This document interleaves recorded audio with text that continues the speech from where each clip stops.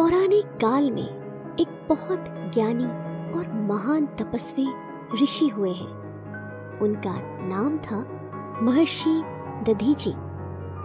पौराणिक कथाओं के मुताबिक वह तपोवन में आश्रम बनाकर रहा करते थे। इस आश्रम में कई सारे छात्रों को वह विद्या दिया करते थे। महर्षि दधीची को कई सारी विद्याओं का अपार ज्ञान था। वह गुप्त और रहस्यमयी विद्या मधु के भी ज्ञाता थे। मधु विद्या बहुत अहम थी, इसलिए वह यह विद्या सही पात्र देखकर ही सिखाया करते थे। इसका एक प्रमुख कारण था कि अपात्र इसका दुरुपयोग कर सकता था, जिसके वह भी भागीदार माने जाते। देवराज इंद्र को महर्षि दधीची की मधु विद्या के बारे में पता चला। उनके मन में इस विद्या को सीखने की लालसा पैदा हो गई। उन्हें यह भी भय था कि अगर उन्होंने महर्षि दधीची से इस विद्या को सिखाने के लिए कहा तो कहीं वह उन्हें अपात्र मानते हुए मना न कर दे। देवराज इंद्र ने इसका एक उपाय निकाला।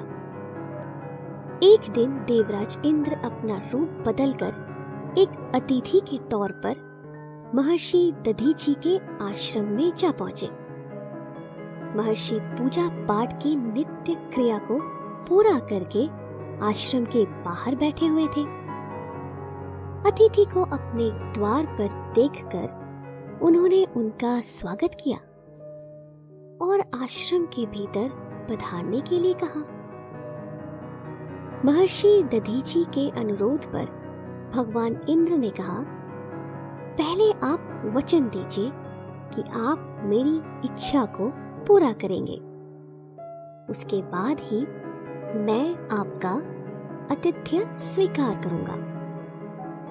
महर्षि दधीची ने अतिथि के मुंह से यह बात सुनकर उससे अपना परिचय देने के लिए कहा। देवराज इंद्र ने उनकी बात को टालते हुए कहा, मैं अपना परिचय भी दूंगा, लेकिन पहले आप मेरी इच्छा पूरी करने के लिए वचन तो दीजिए। महर्षि दधीची मानते थे कि अतिथि देवो भव, इसीलिए वह अपने अतिथि का ना तो अपमान करना चाहते थे और ना ही उसे नाराज कर सकते थे। उन्होंने अतिथि के बार बार आग्रह पर कह दिया, अतिथि, आपकी हर इच्छा को पूरी करना मेरा धर्म है, कृपया आप आश्रम में पधारिए। महर्षि दधीची के ऐसा कहते ही इंद्र अपने असली रूप में आ गए और महर्षि को अपना विधिवत परिचय देते हुए कहा, ऋषिवर, मैं इंद्र हूं, मेरा प्रणाम स्वीकार करें। मैं आपके पास एक विशेष प्रयोजन से आया हूं, कृपया मेरी इच्छा की पूर्ति करें। देवराज इंद्र की बात सुनकर महर्षि दधीची ने कहा, देवराज, आप अपनी इच्छा तो बताइए। आप मेरे अतिथि हैं और मैं आपको वचन भी दे चुका हूं। मैं आपकी इच्छा अवश्य पूरी करूंगा। देवराज इंद्र ने महर्षि दधीची को इस तरह से आश्वस्त देखकर तुरंत उनसे अपनी इच्छा बता दी। महर्षि, मैं स्वर्ग लोक से आपके पास रहस्यमय मधु विद्या सीखने की इच्छा से आया हूँ। कृपया मुझे वह विद्या सिखाने का कष्ट करें। देवराज इंद्र की बात सुनकर महर्षि दधीची बताने लगे कि क्यों उन्होंने बिना जाने समझे इच्छा पूर्ति का वचन दे दिया। महर्षि दधीची देवराज इंद्र को मधु विद्या के लिए सही पात्र नहीं मानते थे, क्योंकि देवराज इंद्र को सही मायने में इसकी आवश्यकता ही नहीं थी। वह स्वर्ग में आनंद से अपना जीवन बिता रहे थे। उन्हें ऋषियों की तपस्या की बड़ी ही चिंता लगी रहती थी कि कहीं कोई ऋषि गहन तपस्या के बाद उनका सिंहासन ना छीन ले। देवराज युद्ध प्रिय भी थे। वे अक्सर अपने वज्र अस्त्र का प्रयोग शत्रुओं के लिए किया करते थे। महर्षि दधीची को यह सारी बातें एक एक करके याद आने लगी। तीर कमान से निकल चुका था। महर्षि दधीची के पास अब कोई विकल्प नहीं था सिवाय देवराज इंद्र को यह विद्या सिखा देने के। वह वचन से बंध चुके थे। उन्होंने दिया गया वचन पूरा करते हुए देवराज इंद्र को गुप्य और रहस्यमय मधु विद्या सिखा दिया। विद्या देने के बाद महर्षि दधीची के मन में छल से विद्या ग्रहण करने की वजह से क्रोध उफान मारने लगा। उन्होंने कहा, जिनके हृदय में विभिन्न प्रकार की इच्छाएं भरी पड़ी हैं, जिनका मन हमेशा भोग विलास में लीन रहता है, ऐसा पात्र श्रेष्ठतम विद्या पाने के उपरांत भी उसका उपयोग नहीं कर सकता है।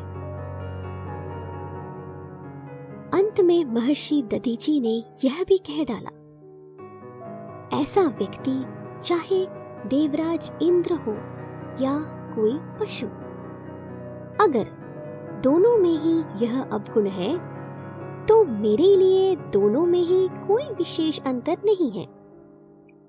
इस विद्या के पात्र को भोग विलास का मार्ग छोड़कर कल्याण का मार्ग अपनाना चाहिए।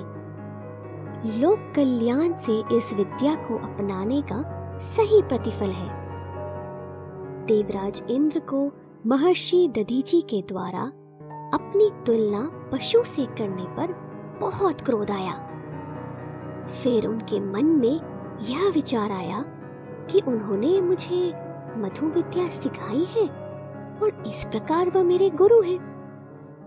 यह विचार आते ही वह अपना क्रोध भूल गए। लेकिन देवराज को कुछ न कुछ तो कहना ही था। उन्होंने महर्षि दधीची से कहा, मेरे बाद अगर आपने यह विद्या किसी को सिखाई तो आपका सर आपके शरीर से अलग हो जाएगा।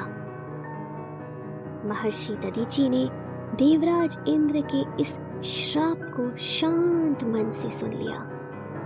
चूंकि देवराज उनके अतिथि थे तो वह उनका अनादर नहीं कर सकते थे, इसलिए उन्होंने प्रति उत्तर में कुछ नहीं कहा। यह श्राप देने के बाद देवराज इंद्र ने वहां से प्रस्थान किया। महर्षि दधीची सारी बातों को किनारे कर छात्रों को शिक्षा देने और धर्म कार्यों में लीन हो गए। धीरे धीरे समय बीतता गया। महर्षि दधीची ने श्राप की वजह से किसी को मधु विद्या फिर नहीं सिखाई। किसी तरह से मधु विद्या के बारे में अश्विनी कुमारों को पता चला। दोनों भाई महर्षि दधीची के पास आए और उनसे मधु विद्या सिखाने का अनुरोध किया। महर्षि दधीची असमंजस में फंस गए और वह विचार मग्न हो गए। उन्हें मालूम था कि दोनों अश्विनी कुमार इस विद्या के सही पात्र हैं। मुश्किल यह भी थी कि अगर उन्होंने दोनों भाइयों को यह विद्या सिखाई तो देवराज इंद्र के श्राप की वजह से उनका सर धड़ से अलग हो जाएगा। अगर वह यह विद्या अश्विनी कुमारों को नहीं सिखाते हैं तो यह अनैतिक कर्म होगा। उन्हें यूं चिंतित देखकर अश्विनी कुमारों ने समझा कि शायद महर्षि उन्हें अपात्र मानते हुए चिंता में डूब गए हैं। उन्होंने महर्षि दधीची से कहा, ऋषिवर, हमने अब तक का अपना सारा जीवन परोपकार में बिताया है। हमने हमेशा पीड़ितों के कष्टों को दूर किया है। हमने न देख सकने वाले लोगों को अपने इलाज से ज्योति दी है। तमाम रोगियों को निरोगी बनाया है। इस विद्या का उपयोग भी हम लोक कल्याण में करेंगे। लोगों का मधु विद्या से हित हो, उससे उन्हें लाभ पहुंचे, यह हमारा प्रयास रहेगा। कृपया हमें अपात्र समझकर मना ना करें। हम आपसे मधु विद्या का रहस्य जानना चाहते हैं। अश्विनी कुमारों की बात सुनकर महर्षि दधीची ने उनके सामने अपना संकट रख दिया। महर्षि की समस्या सुनकर अश्विनी कुमारों ने तुरंत ही उसका हल प्रस्तुत कर दिया। उन्होंने महर्षि दधीची से कहा, ऋषिवर, आप इसके लिए जरा भी चिंतित ना हो। इसका हल हमारे पास है। हम संजीवनी विद्या जानते हैं। हम आपका सिर अलग करके उसे सुरक्षित रख देंगे। इसकी जगह आपको घोड़े का सिर लगा देंगे। आप उस घोड़े के सिर से हमें मधु विद्या का ज्ञान दीजिएगा। ऐसा करने से देवराज इंद्र के श्राप की वजह से आपका सिर आपसे अलग हो जाएगा। ऐसी स्थिति में हम आपका सुरक्षित रखा सिर फिर से जोड़ देंगे। इस तरह से आप हमें मधु विद्या का ज्ञान दे देंगे और आप सुरक्षित भी रहेंगे। महर्षि दधीची को यह बात समझ में आई और वह इसके लिए तैयार हो गए। योजना के मुताबिक अश्विनी कुमारों ने महर्षि दधीची के घोड़े का सिर लगा दिया। उस घोड़े के सिर से उन्होंने अश्विनी कुमारों को मधु विद्या देने का उपक्रम शुरू किया। विद्या देते ही उनका सर अलग हो गया।